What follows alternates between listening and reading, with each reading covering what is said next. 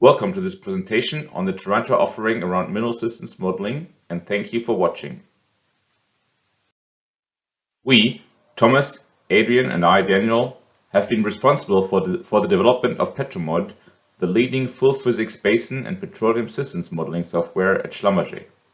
With Terranta, we are now adopting this successful philosophy to the world of mineral exploration and to de-risk investments and to increase efficiency. Terranta is the world's first mineral systems modeling simulator. Our core business is the mineral systems modeling software development and the associated project consulting.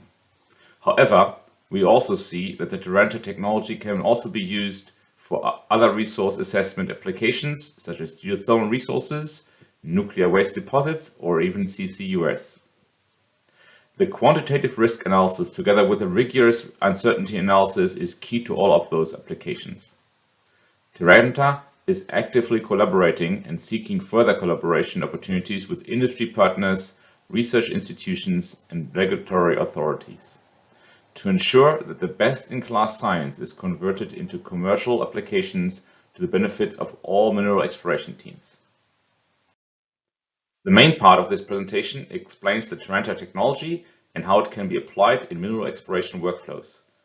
At the end, I will briefly outline the opportunities for companies to not only apply, but also influence the Terranta technology stack as we develop our tools towards full commercial availability. Comparing a petroleum system to a mineral system, one realizes quickly that there are many similarities. The petroleum system consists of a source, a migration, and a reservoir system.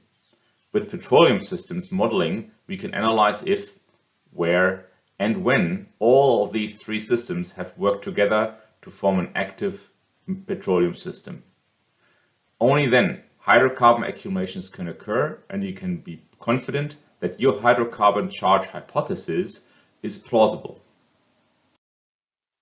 Thanks to Schlumberger, we are able to show you this video of a petroleum system in the Gippsland Basin, Australia. The data was kindly provided by Geoscience Australia. Once the video starts, you will see how the source rock layer is buried deeper and deeper. The geological age is shown in the upper left-hand corner. The hydrocarbon generation is shown here by the transformation ratio.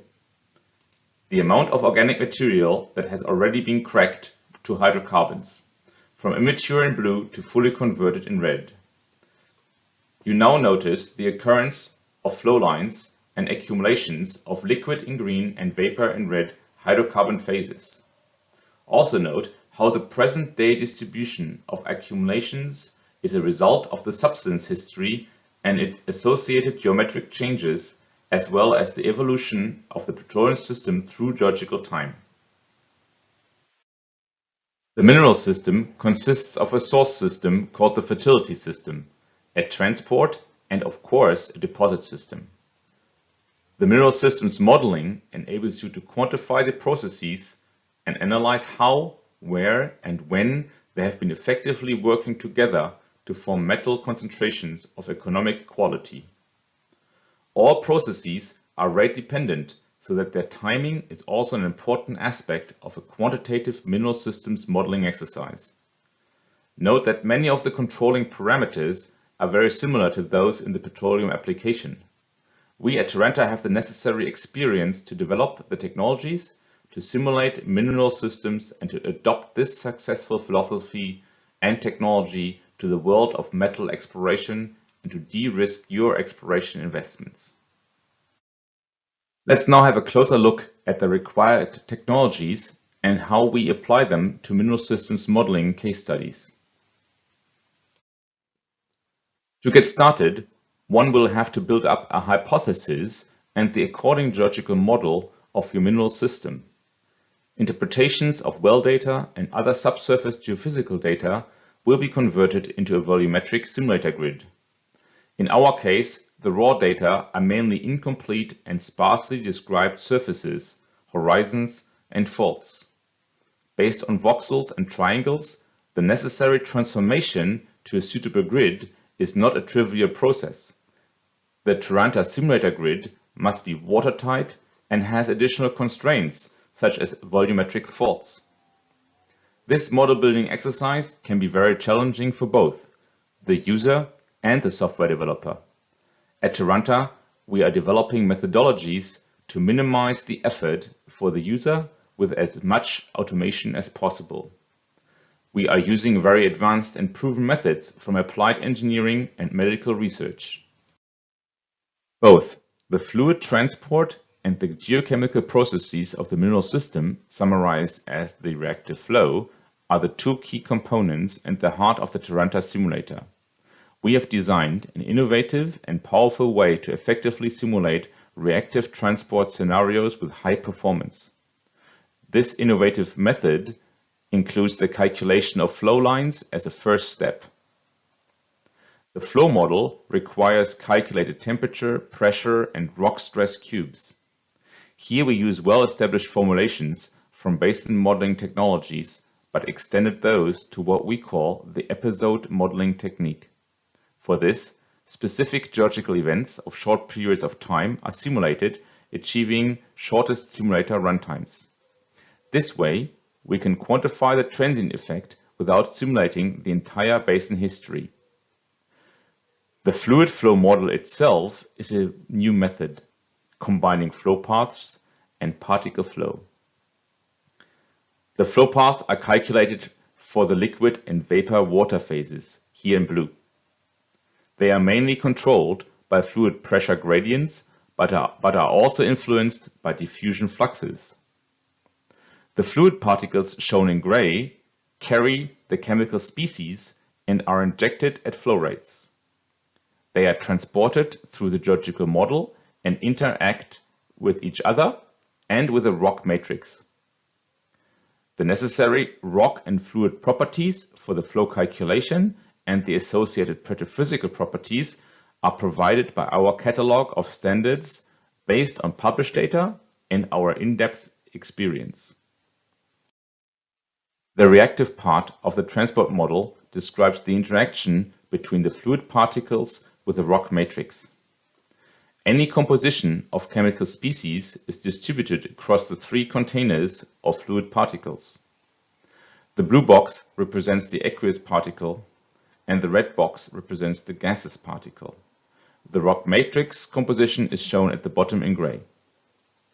The compositions in each container strongly depend on the temperatures and pressures as the fluids migrate through the system. The interaction of the fluid compositions and the solid rock material is calculated with three enthalpy models. Several calculation methods and chemical species datasets are provided by research groups worldwide. We currently use the Reactoro library from the ETH Zurich. The main challenge when applying such calculations to a fluid flow model is the extremely high computing effort. A massive acceleration was needed, and so we are developing methods to achieve acceleration factors of up to 100 million times in performance using three approaches. First, we developed a method to limit the numbers of chemical species to those that are relevant to describe the mineral system and associated chemical processes such as the cementation and dissolution. Second, we developed separate grids fit for the different processes at the resolution needed for the different modules of simulation. As a third acceleration feature, we developed AI models to pre-process the enthalpy models for faster calculations of the chemical species and their phase behavior. An important input to the geochemical model is the definition of initial water compositions of all fluids involved. We are working on a standard fluids database together with the scientists from the GFZ in Potsdam to describe the main fluid compositions for any mineral system. To illustrate the workflow, we have created a small case study based on a well-studied and documented area, the Mississippi Valley type lead zinc deposit at Treves, France. The present-day cross-section needs to be restored to the geometries at the time of mineralization, the end of the Paleocene. In this case, the eroded overburden that was present at the time of mineralization is simple to restore due to the layer cake nature of the overburden layers. To quantify the total thickness of the overburden, I used the reported background temperature of the dolomites into which the hotter hydrothermal fluids migrated to form the lead-zinc deposit.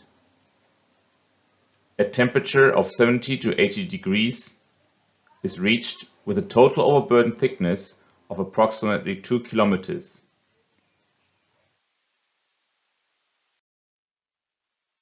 The hydrothermal fluid flow follows the pore pressure gradients from high to low pressures at the time of interest. The main property that drives the pore pressure distributions is the permeability. Based on the calculated permeability distribution on the left and the resulting pore pressure gradients on the right, the ascending hydrothermal fluids will follow the faults until a pathway into connected sedimentary layers is reached.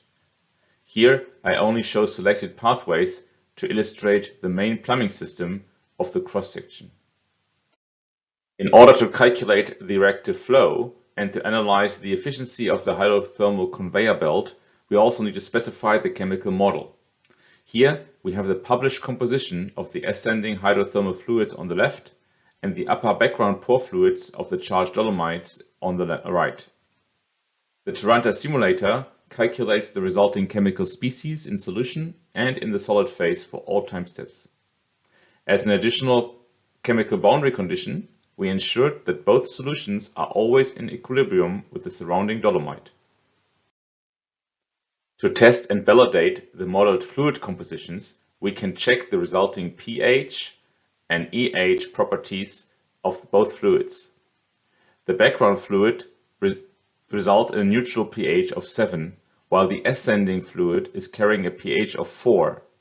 Where they are mixing, the changes in pH are recorded and illustrate already where metal deposits may occur. Now we are ready to look at the mineral system and see how it works. You can observe how the ascending fluids migrate through the volumetric faults and how they are distributed through the section based on pressure gradients. Here we concentrate on the lead only. The gray pixels illustrate volumetric units that migrate through the subsurface. The blue colored triangles illustrate those cells where lead is in solution. The red triangles show those cells in which the lead is deposited, mainly in form of galena. You can notice that some lead is also lost to the surface through these chimneys. The mass balance of the lead and zinc systems are shown here. The left graph illustrates the amount of lead and zinc that is transported into the model via the ascending hydrothermal fluids. The experiment starts at 0, where the concentration of lead and zinc is starting to increase at the entry point of the model. The supply rates of lead and zinc are about constant for some 6 million years, before the supply of lead and zinc is falling off to 0 again. While more than 4 tons of zinc per million years enters the model, less than 2 tons of zinc in total is being deposited. The rest is lost through outflow. As a first 3D case study, we are using the Irish silver mines dataset from ICRAG. The hypothesis is slightly more challenging, and we are presenting here our work in progress. The deposits formed by mixing the descending meteoric or seawater fluids and ascending hydrothermal fluids. The timing of the structural evolution and the mineralization phases are to be tested. The mineralization in the silver mines area is bound to a set of en-echelon normal faults. Some mineralizations are concordant with the limestones, others are discordant. The concentration of critical metals, here lead and zinc, varies with the distance to the charging faults. Our prototype gridding is capable to convert your interpreted fault planes into volumetric faults with precise intersections and horizon cutoffs. We achieve a watertight representation of the subsurface geometries. This workflow is largely automated. The complete 3D geological model consists of 5 layers: a basement in gray, the old red sandstone in yellow, and the overlying Devonian limestones. The geometry you look at has been restored to a proposed paleotopography to represent the geometries at the critical moment of the mineral system. The black items in the background are the faults. The model dimensions are 23 by 10 kilometers horizontally and 2.5 kilometers vertically. A total of 700,000 tetrahedral cells represent the volumetric simulator grid. The basin model simulation delivers, for instance, the temperatures and the porosities of lithological units. Even though our input is a single geometry, the simulator is capable of calculating the transient effects that are a result of the changes in geometries, such as continuous burial through geological time. Additionally, one can define multiple geometries through geological time, which are then combined in an event-stepping way to include changes in the model geometries that were relevant to describe the mineral systems of the model. Note that we have removed the uppermost 2 layers to illustrate the lateral variations of the temperature and porosities due to differences in the overburden thickness. The resulting flow along the fault system and the surrounding sedimentary layers is shown here, looking down the array of en echelon faults. The blue balls represent the lead deposits within the limestone units. Their diameter represent the mass of lead within the tetrahedral cells, from 1 ton in the smallest ball to 21 tons in the largest. A total of more than 1,800 tons of lead have been deposited in this first draft model. We are proud to be part of some very important partnerships. Now let's have a look at the current and soon-to-be partners of Terranta. Terranta is a partner of the Horizon Europe project Vector. This multinational research project that will outline vectors for critical raw materials from geoscience to social science. Terranta will provide mineral systems models for the 3 project sites: the Irish Midlands, the Kupferschiefer Basin in Poland and Germany, and the lithium deposit in Serbia, Jadar. As part of the Vector project, but also beyond, we have partnered with some of the best research teams in mineral exploration: the ICRAG in Dublin, the Helmholtz Center in Dresden and Freiburg, and the GFZ in Potsdam. We also collaborate or are in negotiations to partner with the leading software providers to ensure that the Terranta technologies will seamlessly integrate with your current workflows. Are you interested in working with Terranta to see what mineral systems modeling can deliver for your exploration projects? Well, let me show you at the end how we would like to work with you and your team. We would like to invite you to join the group of interested companies and perform a case study with us. As part of such a consulting project, we will support you to build a hypothesis and the corresponding geological model of your mineral system. The Terranta simulator will then deliver the basin model and the mineral systems model to analyze and assess your mineral system in a quantitative way. These projects will ensure that our Terranta technologies are all made fit for purpose and support you to answer the relevant questions that you have. Besides the consulting opportunities, we would like to also invite our customers to join our industry consortium. Starting as early as January 2023, we are taking the Terranta simulator to the next level. Over a period of 3 years, we would like to invite you to sponsor and influence the development of our first commercial software release, enabling everyone to integrate the Terranta workflow into their exploration programs.